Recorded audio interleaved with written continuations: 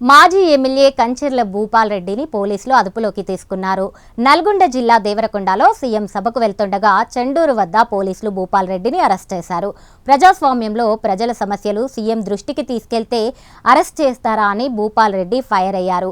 పోలీసులు తనని అక్రమంగా అరెస్ట్ చేశారని ఆగ్రహం వ్యక్తం చేశారు.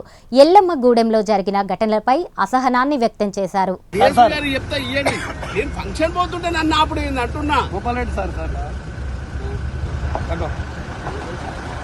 హలో హలో ఏమా చెల్లి ఇంట్లో ఫంక్షన్ ఉంటే ఫంక్షన్ పోతుంటే నన్ను ఆపుతేనే. హలో శివన్నగూడెంలో మా చెల్లింట్లో ఫంక్షన్ ఉంటే పోతున్నది. మరి ఇక నేను ఏం చేయాలి? మనం ఎస్ఐ వచ్చి నన్ను ఆపితే నేను ఏం చేయాలి చెప్పు? ఎవరన్నారు? నేను దేవరకొండ పోయినా, ఇప్పుడు కనగాల నుంచి దేవరకొండ పోతే నన్ను అడగించాలి.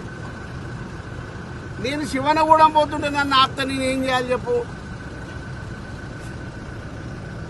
అట్లా కాదన్నా. సీఎం వస్తే ఆల్రెడీ ఇప్పుడు ఒక క్యాండిడేట్ ని కిడ్నాప్ చేసి ఉత్సదాపితే ఇంతవరకు అరెస్ట్ చేయలేదు, వాని మీద కేసు లేదు. వాడిని ఏం చేయకుండా వానికి ఇంకా వాడు నా మీద సవాలు విసిరి 100 కోట్లు ఖర్చు పెడతా రారా నన్ను రారా అంటాడు. ఇదా న్యాయం? మీరు నీకు వీడియోలు పెడతా చూడుర్రి.